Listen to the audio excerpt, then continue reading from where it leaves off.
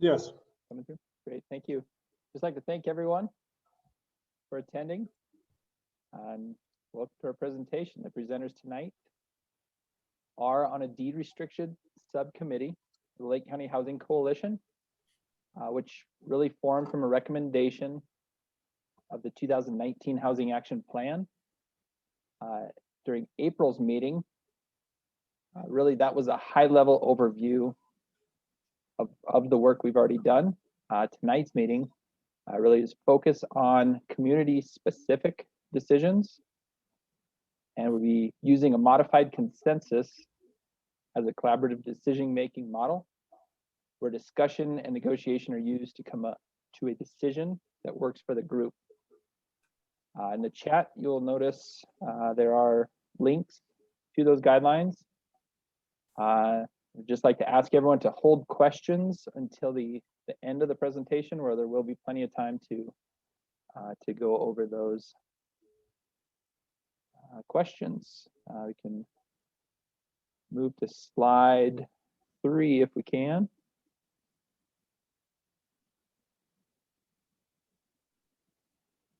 Really, we'll be looking at goals for tonight's meeting. I would like to review the contents of the draft community guidelines and receive strategic feedback on qualifying community criteria and how process for lotteries, resales, price appreciation, how those work. We'll take that feedback and the recommendations on how guidelines could be structured, if adopted, really put them into the written form for use on future projects. Go to slide 5 is really why. Why create guidelines and deed restrictions? Really, we want to determine who qualifies for housing and how to qualify. Create transparent process for locals, protect public subsidies in housing projects, establish cap on valuations improvements to preserve affordability, create grievance, leave of absence, resale, rental provision procedures, and set income and asset limits. I'll hand it over to Greg to really take a deeper look at some of those specifics. Hi, everybody. You're looking at the AMI table now, and this is, it can be a bit more complicated than this, but this is just to give you some insights into what we hope to accomplish in terms of what the current area median income is in Lake County and what that means in terms of home pricing. And we'll also discuss just briefly rental pricing. But as you can see, right now, if you're even at 120% MI, which a family of 2 makes over $70,000, they can afford, and we'll go to a 2-bedroom house because they're not really making 1-bedroom houses in terms of what's being built. So we're talking about almost $320,000 as what's considered affordable under that AMI. If you'll notice at the lower end, the 80% AMI, a 2-bedroom, about $210,000. And just so you know, we want to try and keep any housing we can build as affordable or attainable under $380,000.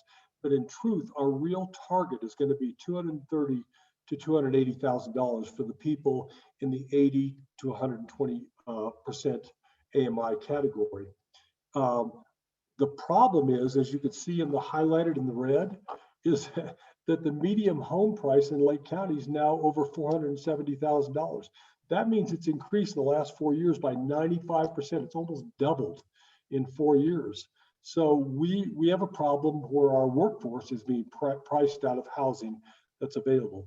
And rental is going to be an important part of the consideration, but we also need to keep rentals, even at 120% MI, under $1,298 a month. Next slide, please.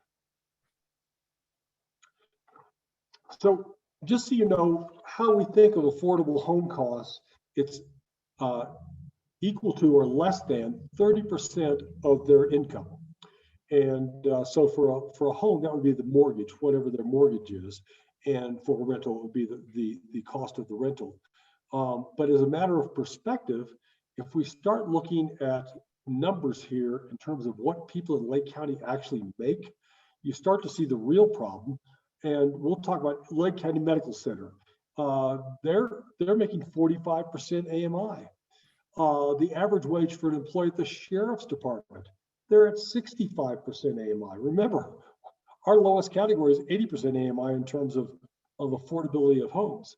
And the average wage for a teacher in Lake County schools, 90% AMI. They're all in jeopardy of not having a place to live if we can't both build affordable housing and then deed restricted so that it's in the right hands in perpetuity. Next slide, please. So this is where it gets to the nitty gritty of who can qualify for this. So tier 1, there's a special right of first refusal for Lake County employees making 100% AMI or less. That will be our target demographic in terms of who we want to build affordable housing for.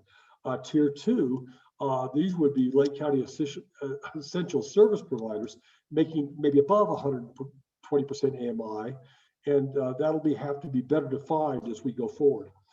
Tier 3 is Lake County workforce making above 120% AMI. And remember, that may be somebody who lives in Lake County and works outside of Lake County. And we know full well that about 70% of our total workforce who live here work outside of our county. So that's an important tier to consider because we don't want to lock them out of this marketplace. Tier 4, Lake County resident with longer than 12 months of residency or is a commuter resident, which is what we had already alluded to.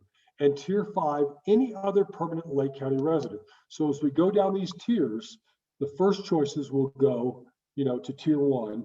And then as we go down to the tiers, hopefully we can include everybody as possibilities, but we will also have preferences. Next slide, please. So when we talk about Lake County employment, what do we mean? And that's 80% of their gross income is going to come from an employer that serves the county and its residents. Okay, and then commuters who work outside the county, they live here but work outside the county, they're in tiers 3 through 5. So they're still in the game, but they don't necessarily have priority. Next slide, please. The residency qualification is going to be 12 months of Lake County residency at a minimum, except if they have a letter from an employer offering them a position. So let's say the school district offers a teacher employment and they're coming here, but they need a place to live. They would also be eligible, even though they don't have that 12 months of residency under their belt. Next up, please.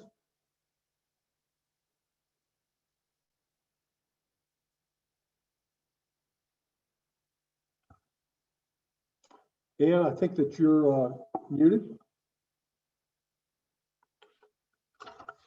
Oops, technical difficulty.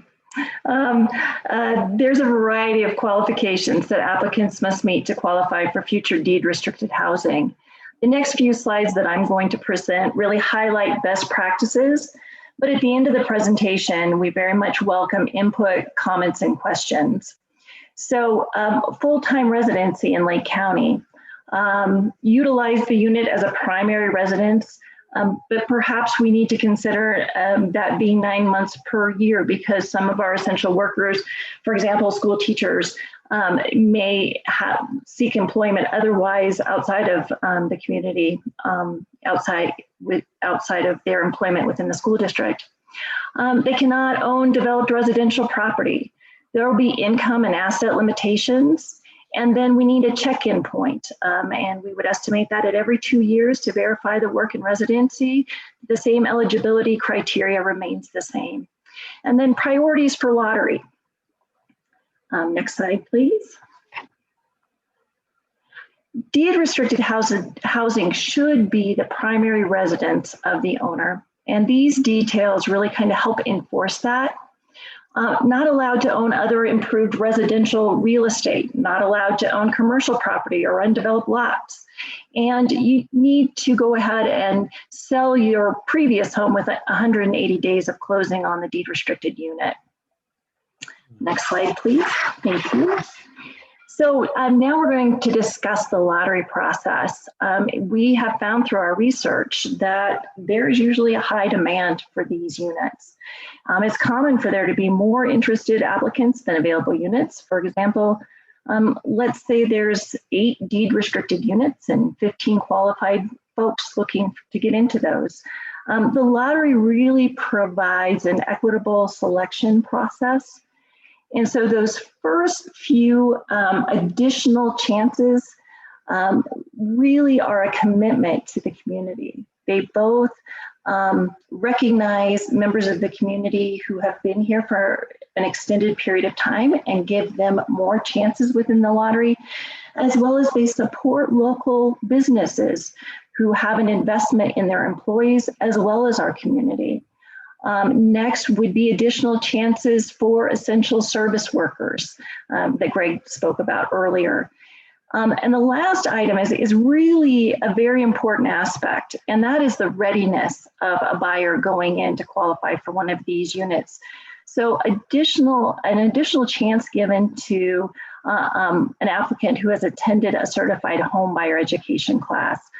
We have heard examples of where someone has qualified for a unit, but at the time that they go to try to qualify for the loan, they end up with a very unfortunate outcome when they're not able to do that. So being ready for one of these units is really an essential feature.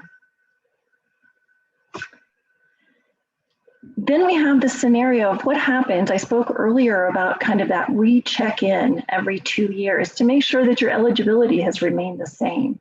But we want to really consider and ensure that we prioritize the community workforce through this process. We also want community members who have worked here to remain eligible for housing. So this point system is a way in which to deal with that scenario.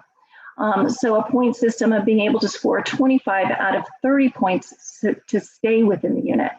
And a length of Lake County employment would equal 10 points for over 7 years and no points for less than 7 years. Own the unit for over 7 years, 10 points, or deduct a point for fewer years. 10 points can be gained by retirement at age 65, but if you retire earlier than that, a deduction in 1 point.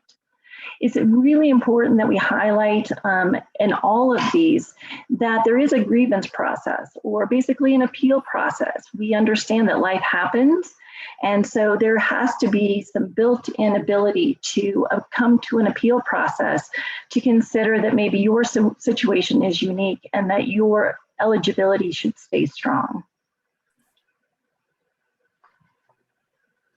Next, we're going to talk about permitted capital improvements.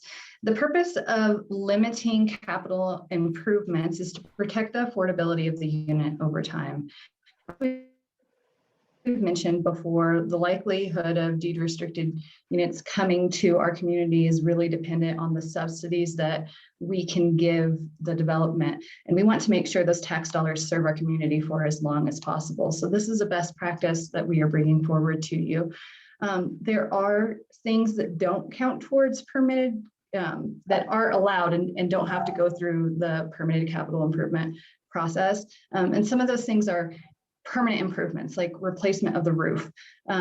Also, if you do any energy updates, that not only helps with the affordability of the unit, but so therefore it would be allowed. Any edit or any changes to the house that would make it easier for a senior or disabled community to live there obviously is allowed, as well as health and safety provisions. Some other things that are allowed are putting some storage in or doing some landscaping or updates to your decks.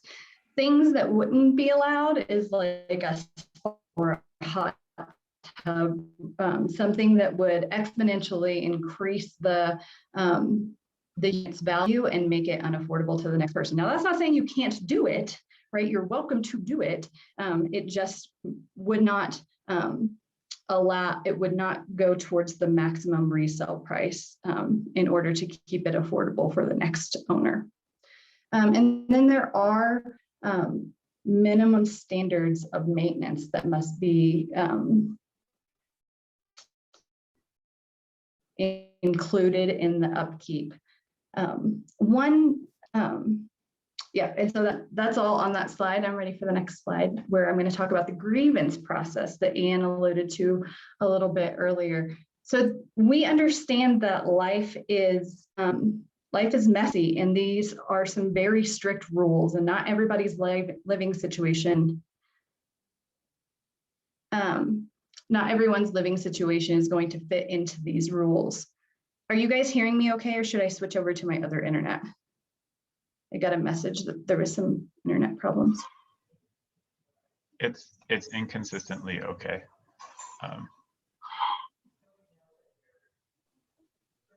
But you did cut out. Switch over to the hotspot real quick. Bear with me. Okay.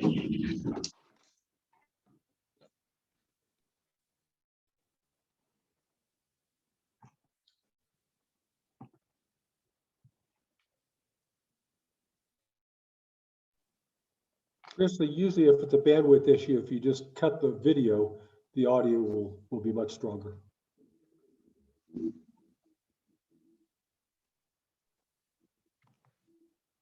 Can you guys hear me better now? Yes. Okay, great. Thank you. Do you guys feel like I should cover that last slide one more? So Brian, if you could go back to the permitted capital improvement slide, I'll do that one more time.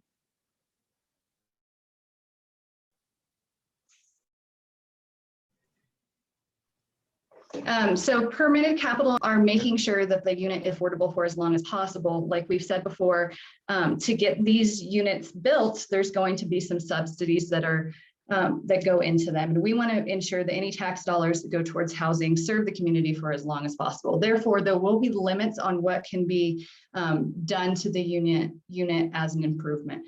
An example of a way that you would not be allowed to improve your unit would be a hot tub or a spa, something along those lines. Now, knowing that it would not count towards your maximum resale price. Some of the improvements that you could do that would count towards your maximum resale price would be permanent improvements, such as fixing your roof or updating plumbing, something along those lines.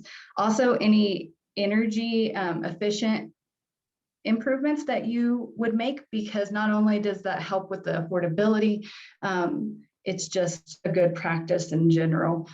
Some other considerations would be any improvements that you needed to do for a senior or disabled community member, as well as health or safety improvements, storage, such as a shed, and landscaping and decks.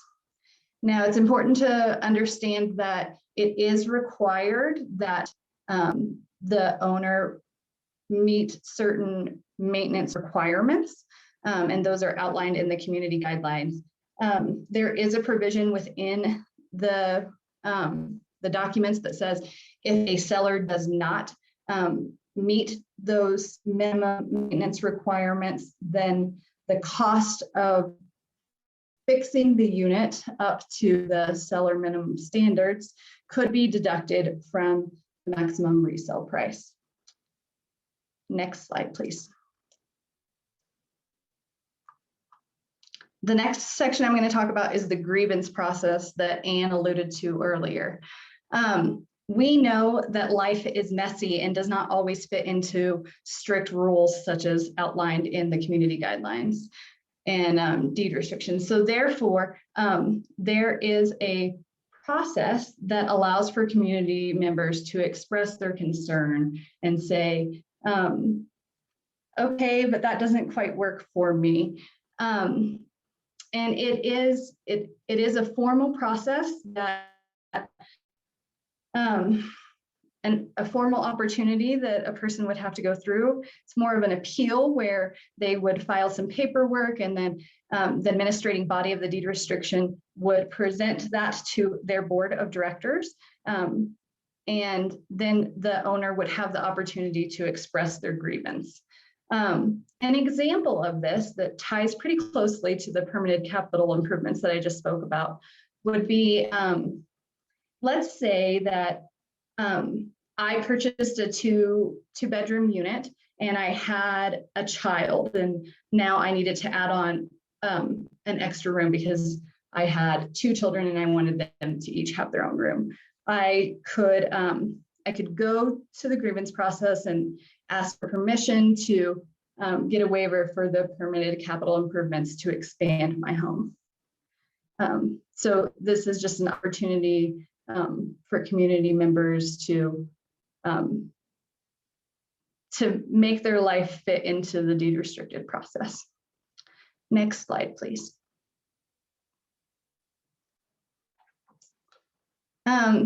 So within the deed restriction document, there's a variety of things that are highlighted. The first and most robust thing that I think we will be discussing is the valuation cap. So I've mentioned a couple of times already the maximum resale price. When someone purchases a home, we are suggesting that you allow it to appreciate 2% or an area median increase, whichever is less. And that is to make the unit affordable to the next person who would like to purchase it. So this allows for the current owner to get some appreciation while also making that unit affordable for the longest amount of time. Definitely going to be looking for some feedback and some discussion around this. It's also important that you understand that the deed restriction document is placed on the unit at the time that it is sold. It will also be recorded and approved by either the city or the county. And then there is a provision within that document that allows for the city, the county, the housing authority. We haven't yet decided who all might want that first right of refusal to purchase unit in event of foreclosure, because we would hate to lose that unit. And that it's important to have some funds set aside to be able to move quickly on something like that. It's typically, you're going to get that money back. So it would be recommended to either have a fund or a line of credit to do something along those lines. And then the last item on here is that the initial valuation of how much the unit is worth is determined at the time of certificate of occupancy or sale. Next slide, please. So that's all the content that we wanted to present to you today. We know that it's really heavy and really dense. We've tried our best not to use jargon and to explain it, but now we would like to open it up to you guys to answer any questions or concerns that you might have. So anyone curious about what we just presented to you?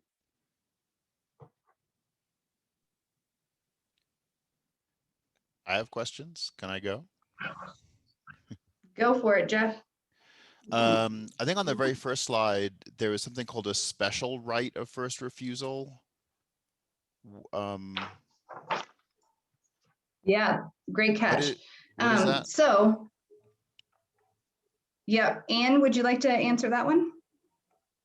Right, so that special right of first refusal could potentially be an employer, such as the school district or the college or the hospital, or an area employer who would qualify in that first tier. I believe that's the slide that you were referencing, Jeff. So the intent is to also recognize that we might have an area interested in a local employer, and so they could qualify in that first tier.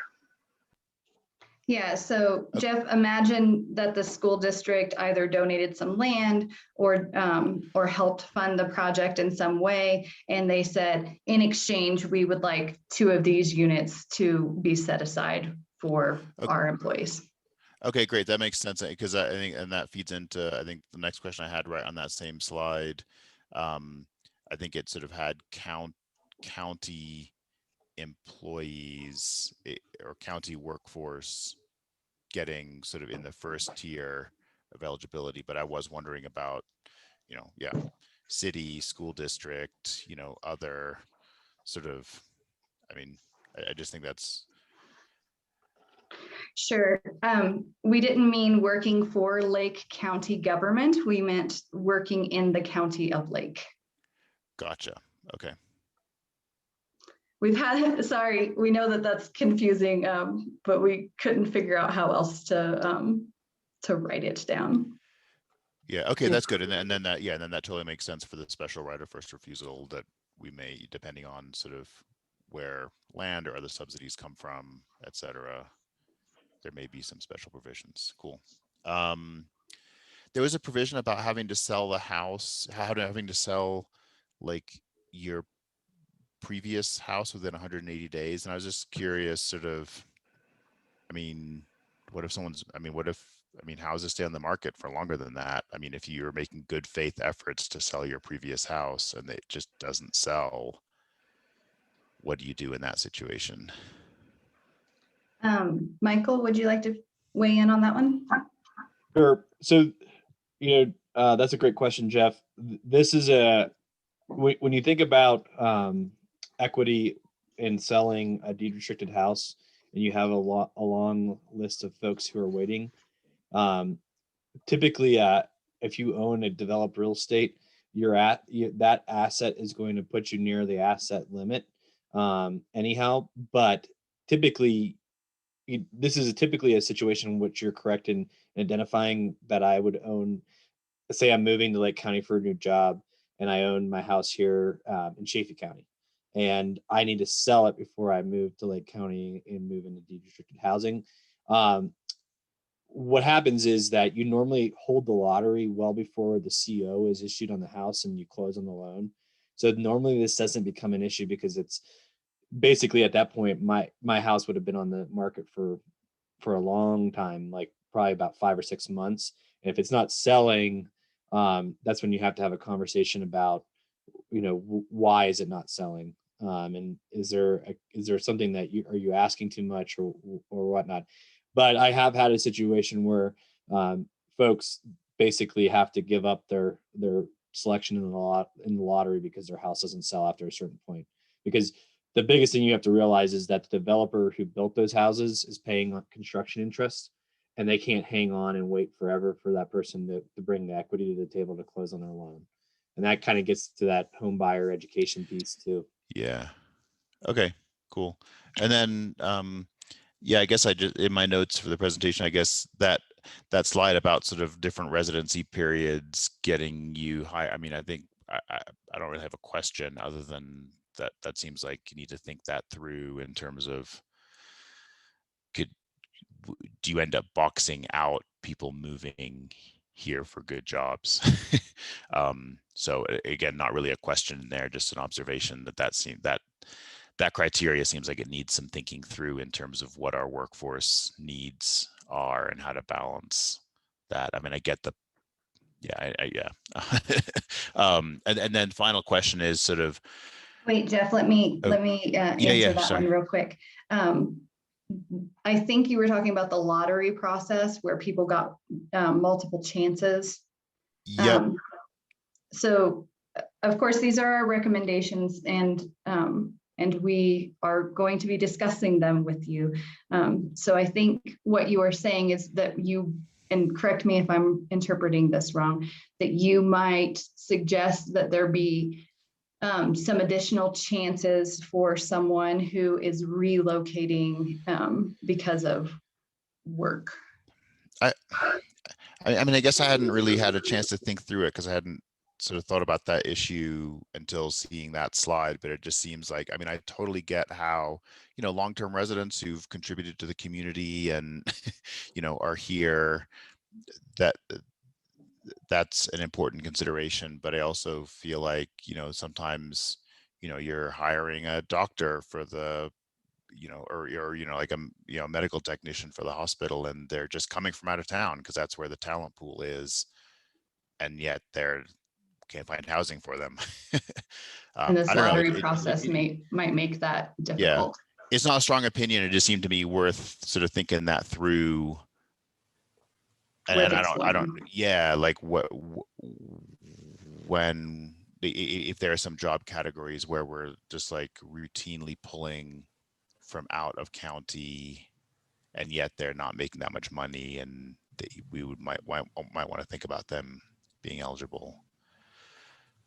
Thank you for bringing that forward. Christy, if you don't mind me hopping in, this is Augustina, and maybe Michael, you can answer this from past experience, but if somebody is coming from out of town but is under contract to work with somebody within town, like say the hospital or the school district or what have you, wouldn't they then still be considered as part of the Lake County workforce and just able to stay where they are, whether it's renting or selling their previous place like Michael had just recommended, and being on that wait list until they can move in?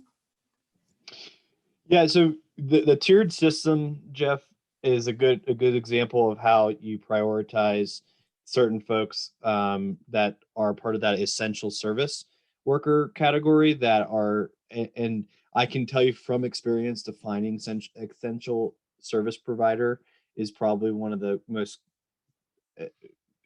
community discussions that you're going to have to kind of vet, because it changes for each community based on what employers are really struggling to bring people in.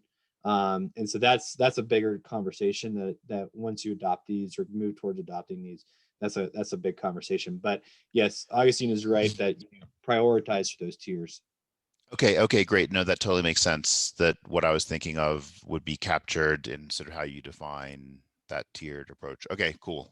And then final question or thought is, I appreciate the need for a grievance process. I just really want to have some criteria on that. You know, I hate being, well, whichever side of the table I'm on, but I hate having to be a decision maker and not having, having like really vague criteria. You know, like I hate criteria that are like, in the interest of the community. You know, I want like, you know, significant life event, or, you know, like you know, something that you can actually get, or otherwise I just feel like that's going to be an open-ended. Well, I'd be curious to hear more about how grievance hearings or processes work in other situations. Yeah, I will. Yeah, sorry, I'll jump in here. And having been the staff to facilitate and then to bring forward these types of circumstances, you're right. It's not a everything's appealable. So, you know, if I didn't get one thing my way, I get to come in front of a grievance committee. You want the guidelines to be the structure. There, you know, there are what you will find is there's going to these types of issues where folks aren't going to qualify for something. Basically, what you normally have is a staff person who says they don't meet this, they don't sit between the guardrails here, but this situation they have in their home would allow them to be considered for this, and then you rely on your staff to, you know, kind of vet whether or not that grievance comes in. The only time it gets really, the only grievance that it's actually really difficult, to be honest with you, Jeff, is when you're dealing with a situation in a rental property and then you're dealing with like an eviction of some sort. Those are kind of those get into the dirtiness, because that's normally when you have a situation in which your staff has administered an eviction and you have an upset party. Most of the times the grievance procedure is actually it's a good faith, and it gives that person the opportunity to say, my situation is just a little bit different. And normally it's like, I'm 121% AMI and I want to be considered for 120% AMI. And so I agree with you. I will be careful to say it's not a completely open-ended, and if I don't qualify, I get to come in front of you and you have a list of applicants waiting at the door, because you do have staff that basically kind of monitors what would come in front of you and what would qualify for a grievance. And you enable your staff by saying there's certain guidelines we're not willing to consider. Yeah. No, and I appreciate it. I mean, the purpose of grievance is when things aren't cut and dried, so you're gonna, you have to have some, discretion there. Sorry, and I'll stop. One other thing you said made me, like that 120, 121, like AMI example, like one thing I've experienced in like different policymaking situations is like where you have like hard thresholds that are like binary. So it's like, oh, if you're 120, you're eligible, 121, you're not. Have there ever been any deed restrictions where like some of these either the tiers or the preference or how many chances you get in the lottery is kind of like on a sliding scale, so it's not that, I mean, maybe 120 really is the cutoff, but I'm just wondering if like, if you're like 90, you get more more bites at the apple. If you're like 40% AMI, you get even more shots. So it's like, the more in need you are, the higher up in the line you go. Does that make sense? Yeah. So what I will tell you is this is kind of getting in off. This is talking about once you actually have projects and how things kind of actually really, you're talking about what's the real reality of how this stuff is implemented in the end. And what I'll tell you, which is really important, that no one project that you ever do will solve all the issues around affordable housing. And in fact, what happens is that what you'll realize is that when you go into a project, the developer is going to say, here's what I'm building these for, and these are going to be the price points. And so you're going to know ahead of that who that project is targeting. And so that's actually going to be the guiding light. So I can just tell you from my experience, every project we've done, like when I had a $420,000 house one time, and it was like, you're going to need to be between 120 and 200% AMI to qualify for a loan. And so that lottery was targeted for that AMI category. So you do, by each project, you wind up actually figuring out kind of where that project's going to hit those people. Gotcha. Totally makes sense. Okay. I'm done for now. And I should have started off by saying, I mean, thank you for everyone who put work into this. I mean, I can just tell like so much thought and like learning from other examples has gone into this. So it's so great to see like, concrete, well thought through work coming in with some like clearly identified questions. So thanks everyone who worked on this. Well, thank you, Jeff, for your kind words and your thoughtful questions. Who's up next with some questions?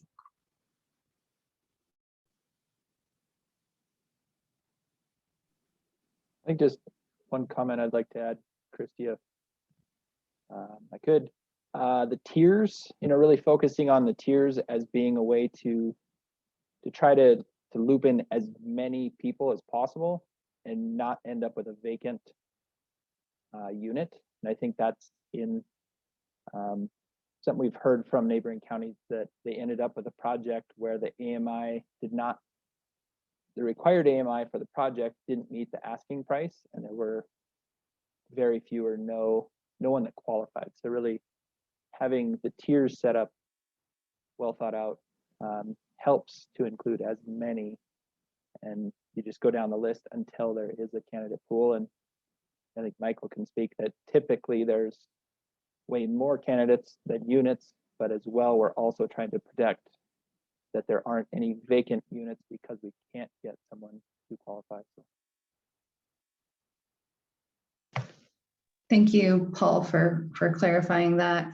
One other thing to keep in mind is that having that tier system be part of this will also help us get lender approval too, right? We don't want to restrict this down so far that a lender would say, I'm not going to give a mortgage on this. Because the likelihood of enough people being able to qualify when it sells the next time is too few. So there's lots of moving components we have learned through this process. Does anyone from the city have any questions?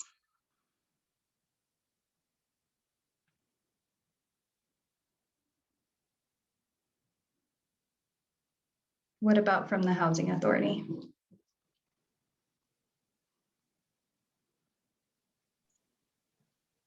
I don't have any questions on the guidelines. I think you know, the echo what Jeff was saying about all the work that you put in and the research that you've done and best practice that you pulled in to create them. I think it's helpful to have, you know, these large group discussions and come to like some common understandings as a community, but also want to acknowledge that like whoever does take on the administration of these guidelines will ultimately be able to tweak them to serve their interests or to serve like whatever priorities they have themselves, right? So I think I don't think this was explicitly stated in these meetings, but like the purpose of having us all look through and discuss these is just to understand the mechanism itself and not to say like, this is what tier 1 should be defined as, and this is what tier 3 should be defined as, but just to understand that like, yes, we understand this tool, we understand that like an entity will be administering it, and like we could probably provide feedback, but it won't be something that is owned collectively. Is that right? That's correct, Noah. Michael, did you have anything else you wanted to add there? Nope. I think again, you're correct in that it's important that the buy-in of the individual who has to administer this is there, and that they, when the person or authority that is going to take this on will also bring to the table some expertise, because you're going to be advertising for someone who has housing expertise. So you're correct. You do want to leave the door open enough that they can say, in certain circumstances, I've seen this, and we can tweak, this or that. And then especially when you talk about the grievance procedures, for instance, that Jeff brought up, they have to deal with those sticky situations. And so their buy-in in that process is huge. And I will say, these guidelines are based off of the Gunnison Valley guidelines with some summit feedback in here. And I will tell you that I was the first one to have written these guidelines in, what would that have been, 2014. We did a substantial update when we hired an executive director at the Housing Authority, when she brought in expertise. And that was part of the learning process and amending these to make them tailor fit the community even better. So it is a constant process, and that's part of the reason that these are adopted by resolution and not codified or recorded against property, like the deed restriction. So.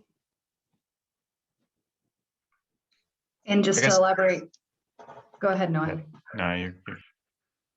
And just to elaborate on that one more time, we highlighted last month that the deed restriction covenant and the community guidelines document are two separate things. And that's what Michael was referring to earlier, that the community guidelines will not be codified or recorded, so that we have the flexibility to make those changes as it comes along. And then to Noah's point, he was talking about who the administrating body would be. We are hoping, we have been asked by the Board of County Commissioners to facilitate a meeting similar to this next month, to decide who that administering body is, as well as set a couple of other priorities before they continue down the line of looking at establishing funding mechanisms. So that's the hope for our June meeting. I'm just wanted to give you guys a heads up on that. Does anybody else have any questions? If not, I have some topics that I can facilitate a discussion around. I have a question about that June meeting. Can I ask it now, or should I? Go for it. I think it would be, I mean, like, I'm here and Lucretia's here, but most of the Housing Authority Board is not, right? Like there's a few city council members, there's one county commissioner. I don't know that, like, I think these meetings are helpful for education, right? But like, I can't have like a sidebar with the rest of the Housing Authority members and then come to like consensus in this meeting based on the fact that it's collective and based on the fact that it's on Zoom. Like how will that meeting in June be run? Can there be materials or individual conversations with each of the entities beforehand so that we can have discussions amongst ourselves and prepare to come into that meeting? Or is that meeting intentionally, will it be structured to just be the beginning of a conversation with the expectation that everybody breaks out into their groups for a few weeks, has conversations, and comes back? I don't know if any of those are meant to be answered, or if Sure, I can answer a little bit. I think it depends on when we set the meeting. So we have done some research and talked to the county and the city to determine what dates are available for all the parties to participate in that. There are 3 dates in June that are available: the 16th, the 17th, and the 30th. So if we were to select the 30th, I do think that this group would have the opportunity to present to each of your individual groups so that you had the opportunity to discuss and prepare individually before you came to that group meeting. If you guys selected the 16th and 17th, I don't think that I would realistically be able to facilitate all that. There is a little bit of pressure to at least come out of that meeting with a semi-plan, because if the Board of County Commissioners and City Council would like to pursue one of the funding mechanisms, they do have to adopt a resolution in July.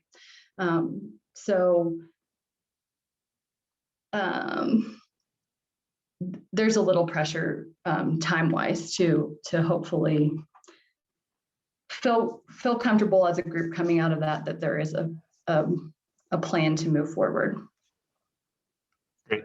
And then I think most of my questions that I don't know if it's reasonable to expect to understand like the full scope tonight, are just around like the scope of what it means to administer this, right? Like the city would need to know, the county would need to know, the housing authority would need to know. Like the timing of all of this and the sequencing of it is confusing to me in terms of, right, like we would be like the housing authority hypothetically becomes the administering body, right? Like we have no staff people. We have one staff person who's like managing a property. And all of a sudden we need to hire a full FTE, but we don't have any units that are deed restricted.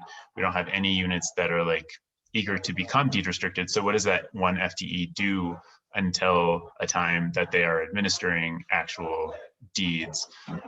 Like what are we proposing and how does that play out? And what would it mean to be the administering body in the next year? Not like I understand what it means like in 10 years, but what does it functionally mean in the very near term? Thanks, Noah. I am going to answer what I can on the timeline, and then I'm going to have Michael speak to the other part of it.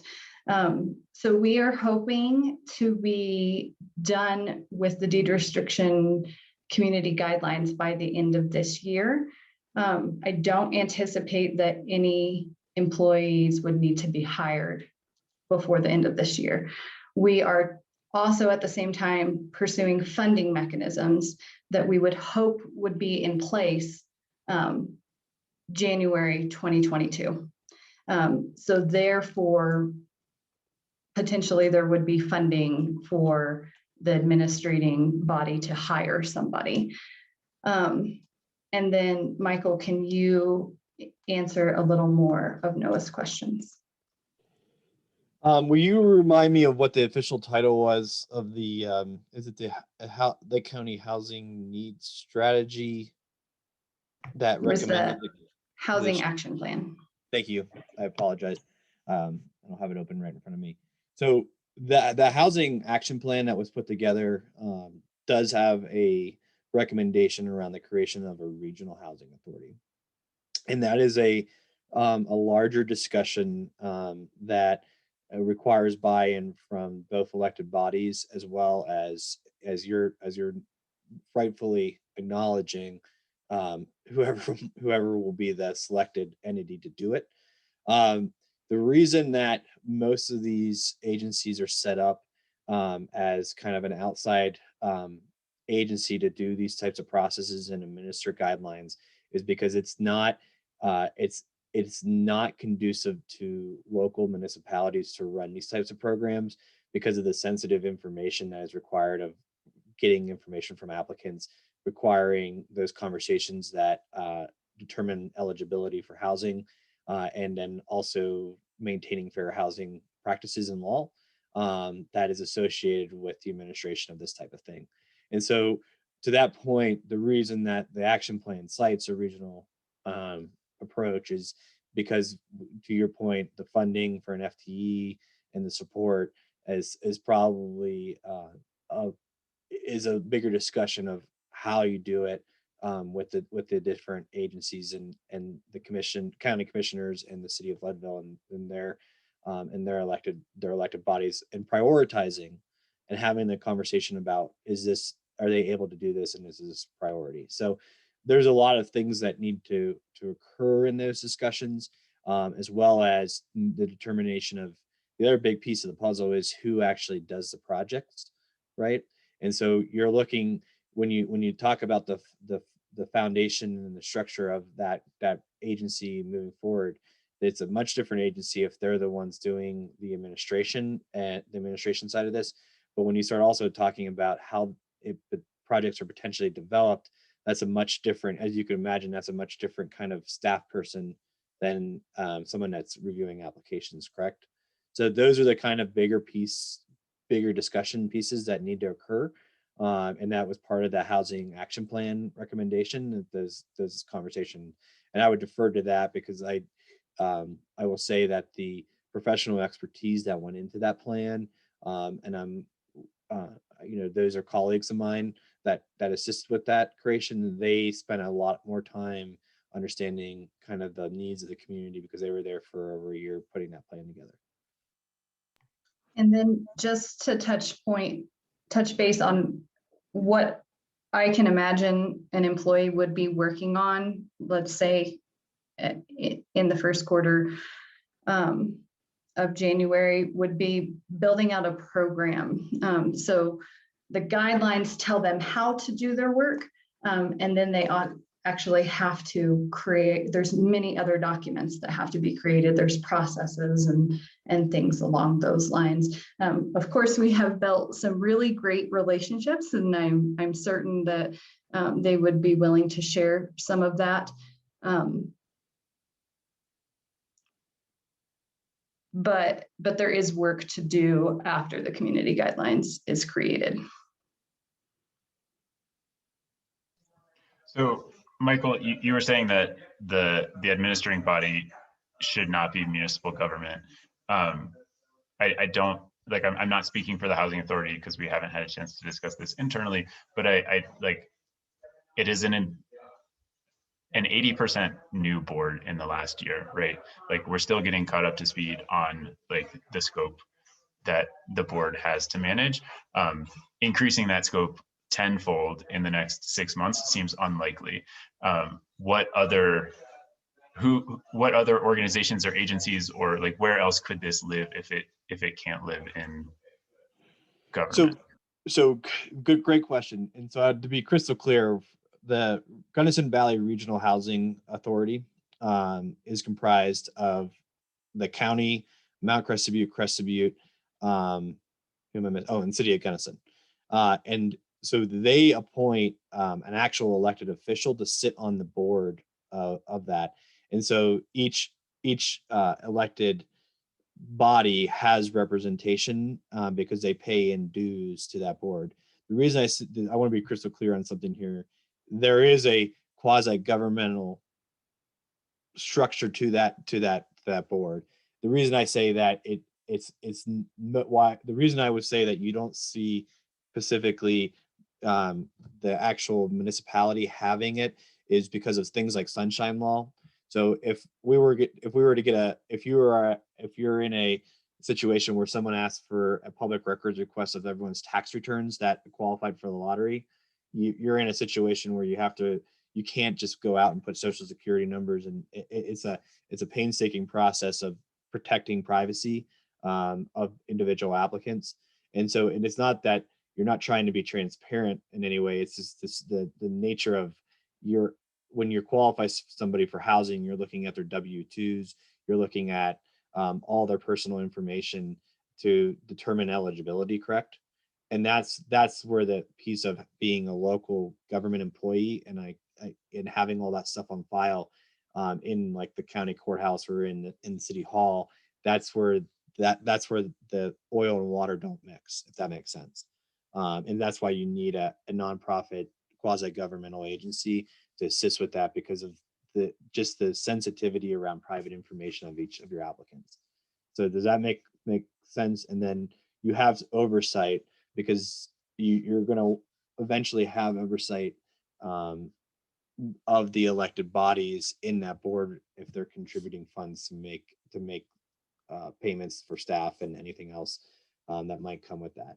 But those are big discussions to have and about that setup. And so it doesn't happen overnight, but there's an importance to how those things are administered to ensure that you're protecting your citizens there and their privacy, because housing is such a sensitive issue and an individual issue that when you start talking with people one-on-one, you understand that through that process of going through it. Michael, can I ask one more question? Sure. That has just occurred to me while Noah was speaking. And I'm not sure that this is traditional, but I just want to run it by you. Is it possible for another nonprofit outside of the housing authority to help administer it, to do that program building before there are actual units, or is there some legal issues with doing that? No, I think you see that across the board, with how you build capacity, right? And so that's, no, to your question is you're asking about how do you build the capacity to go from A to Z to the point where you're actually conducting lotteries. And so there is a, it's a conversation that needs to occur. There's all different kinds of funding mechanisms of how you pay. The Gunnison Valley Regional Housing Authority is paid for through dues from each of the municipalities, plus they actually bring in revenue from proceeds that have been made on a LIHTC project, a low income tax project, where they're getting revenue back from that, as well as seeing some proceeds like they, depending on the project, they see between 1% and 3% for basically acting as the broker to get people to closing. And so there's all different kinds of structures and ways to provide revenue to that board. And those are all community discussions on how that is structured. Thanks, Michael. Yeah, thank you. Any other questions from anyone? Either about what we presented tonight or the plan for our discussion in June? I just need a quick clarification. Thank you, Chrissy, about renting for affordable housing. I know that a lot of the houses in Leadville during the summer, just the Leadville series of what is permitted when it comes to affordable housing, and if it's possible for owners and for folks to rent out their units for occasions like this. I know that rent control, rent in Leadville is pretty expensive, and so I was just wondering about renting units for these types of events. Okay, that's a great question. Thanks for bringing that up. It is not possible to short-term rent your deed restricted unit. It is possible to long-term rent, so to have a roommate. That roommate would need to be a qualified renter. So they would need to, live in Lake County full-time and things along those lines. Thank you, Chrissy. You're welcome. Other questions? Well, I just wanted to follow on. I think Noah's question sort of sparked a really good discussion that I almost wonder if that's worth. I don't want to create like more meetings, but I feel like, and I like my head's like trying to work through. Yeah, like I see the. Sorry, even trying to get my head around like the comment, like to Michael's point, like at some point when you start actually handling sensitive information, you need this structure established, that is kind of fully independent with with a clear governance structure. But to me, it would be really helpful to like talk through like what's needed when, in terms of, functions, capacity, and established governance structures, and sort of like how we get there with the fewest transitions, because like having been involved in kind of the transition of LC Bag from a county operation to independent, the fewer changes is good, but we also can't hop to the full governance model, in 6 weeks. So I just think that's worth like really mapping out what our options are. So again, we bring in the right person with the the fewest transitions in terms of governance models for that individual, who's the fiscal agent of whatever it is, all those questions. That seems like worth really nailing down so we know what we're doing. Yeah, Jeff. So I think what I'm hearing from both you and Noah is it would be really helpful to have a presentation to the Leadville Housing Authority, the Board of County Commissioners, and City Councils before our June meeting for recommendations of options for you guys to discuss before coming together as a group. Am I interpreting that right?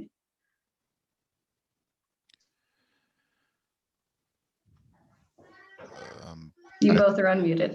I think it depends on what the necessary outcome of that meeting is, right? Like if we're meeting in June and like we have to have an understanding of how that's being administered, like I think I feel like there's a chasm of information that I'm missing before like that decision can be made. And so if we have to have that decision by the end of that meeting in June, then yes, I think we need to meet again before then. But if the meeting in June can be a launch point for a discussion where a decision a decision doesn't have to be made without holding up other conversations, then I think it could be presented at that meeting. Yeah, and what Noah said, but I'm just sort of thinking like if we need to sort of hire even like a part-time person like in 2021 or like at the beginning of 2022, which all of a sudden scarily is like not that far away. I just feel like I don't think it has to happen before the June meeting necessarily, unless the answer to Noah's question is yes.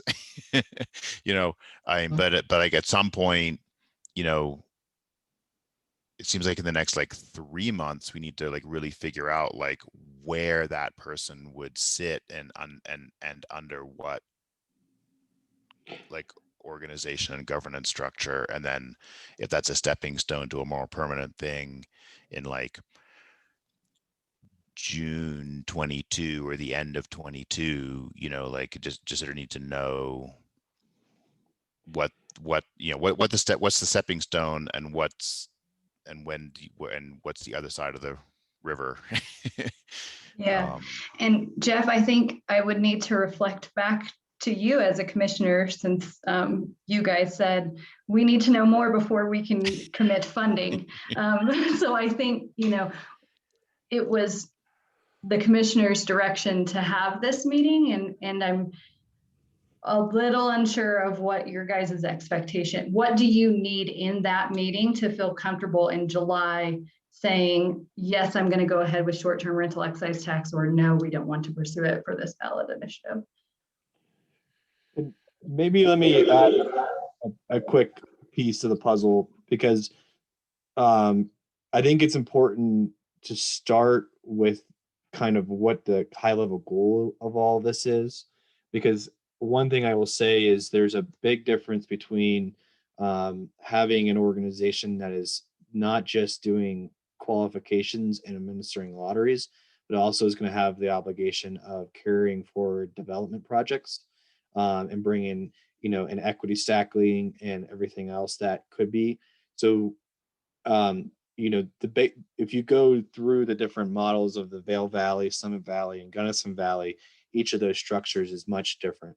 And I think it's important to recognize that piece of the puzzle, because in Gunnison County, for instance, we purposefully said that each of the municipalities were on their own to develop their own projects and to bring the equity needed to basically build the project out, because there was such a difference between, for instance, the city of Gunnison and Crested Butte. You know, a lot in town of Crested Butte was 600,000, where a lot in, you know, and these numbers have changed dramatically over the last couple of years, but you know, you could get a lot for 60,000 in Gunnison when I first started, which was back in 2014. So I think it's, you know, but where you're talking about in Lake County, I don't know the situation well enough to even begin to point you in the direction of whether or not you would look to this regional housing authority to be a developer or not. But those are high level discussion points that are important, because also the funding dramatically changes if they're a developer versus a administrative body. So those are a couple of key questions that I think you need to start to think about as you structure the meeting for June, to determine what you're trying to get to at the end of that meeting. Does that make sense? Yeah, that, I mean, to me, that's super helpful to say that. And also, and Christy, back to your point, I mean, I hate things being thrown back on us to decide, but I mean, that's a great point. Like we you know, these are linked decisions. So I guess to be honest, I don't really have a great answer. I mean, you know, some of it probably depends on what, you know, what portion of that sort of like 1.6, 1.7 million a year, you know, honest goal, you know, we can actually bring to the table in, you know, in the 2022 budget year. Sure. Yeah, I know that's not fair, since the other two commissioners are not here for you to answer, but maybe you guys can. No, I mean, I can't answer it right now, but I can, but I mean, that's fair to make it clear, you know, that where someone might be housed and how it is, what the governance is going to depend a little bit on like what they're doing, which depends on how much funding there is, you know, so Right. that's a totally fair response. I have a quick question for Michael. Just thinking about, like you said, if the housing authority is potentially being a developer, or just an administrative body, can't they also partner with developers too to bring down that property tax and not actually have to be the developer themselves? And in some ways that would be another sort of loophole that we could utilize if that's what's wanted to happen. Yeah, absolutely. And I think it's, again, it gets we're starting to get real in the weeds here, but for instance, what you just brought up is is a typical structure for a light tech project to take advantage of the nonprofit tax exempt status to help drive down costs in vertical construction and materials. For instance, if there's a partner in the housing authority is an active part of that development team and taking advantage of the tax status, for instance. When you talk about projects that are for sale, there are going to be utility costs. There's going to be, in the development of projects, we've had everything from the cities assisting with putting backhoes on trailers and driving them across the street because you can't drive a metal track across the street without destroying it. And so just mobilization, we've had assistance from the municipalities with actual physical connections. That's why when you start talking about that structure, it's such a important piece of the puzzle is just to figure out what your goals are and what you're trying to accomplish. Because again, I think to Noah's concern is it's like you start to expand expertise of the folks that need to be on that board dramatically the moment you step into the development realm. And I'm not in one way or another saying that that's appropriate or not. It's just a matter of what the goals for the community are and what that discussion leads to, right? Absolutely. And I don't want to get us bogged down in those minute details now, but I just, thinking ahead, if we have to think about funding and that's something that cuts costs, then it's just a little bit of pre-sight, I guess, to think, what that option is in order to cut costs. So, but thank you for answering that. That does help. Sure. Well, and I also think, Augustina, that was, like a really good point to bring up because, we are kind of in the infancy, or we are in the infancy stages of these discussions, and development seems to me to be a very ambitious thought. And so I thank you for highlighting, that there is that opportunity to partner with development versus being the developer. So thank you. I think that was really great point. Other questions?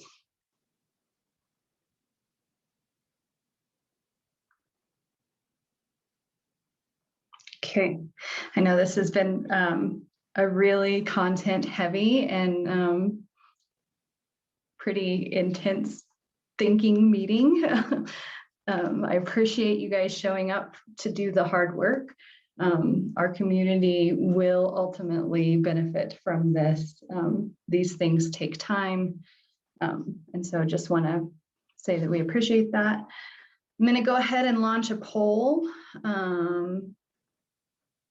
Thank you, Brian. If you guys could please fill this poll out so we can set a date for that June discussion. I know that we don't have everybody here, so I will be doing some intense checking in with people to see if this date works for them in June to have that strategic planning meeting.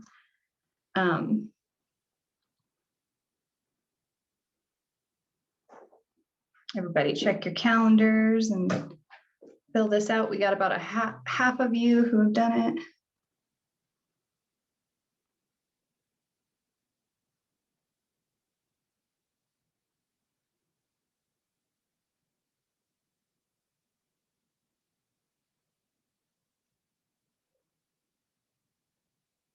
Okay.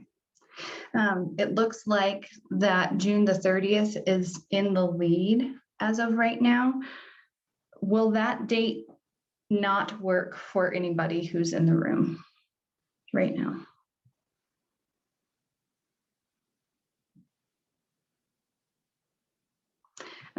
We would be shooting for a similar evening meeting, either 5 to 6:30 or 5:30, 5:30 to 7. I failed to get that on the poll. I'm sorry about that. Can I just have you guys weigh in on if 5 to 6:30 or 5:30 to 7 is better for you guys? Seems like we had better attendance for the 5:30 to 7 one.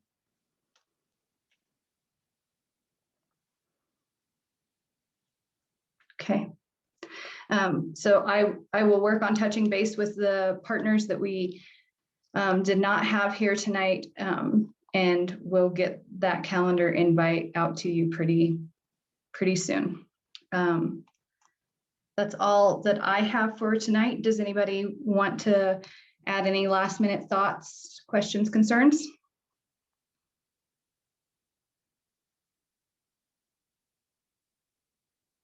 Okay, well, thank you so much for being here. We appreciate your time and dedication to this. Thank you all for doing all the work. Yep. Appreciate you. Happy to do it. Thanks. Thank you. Have a good evening. Thank Bye.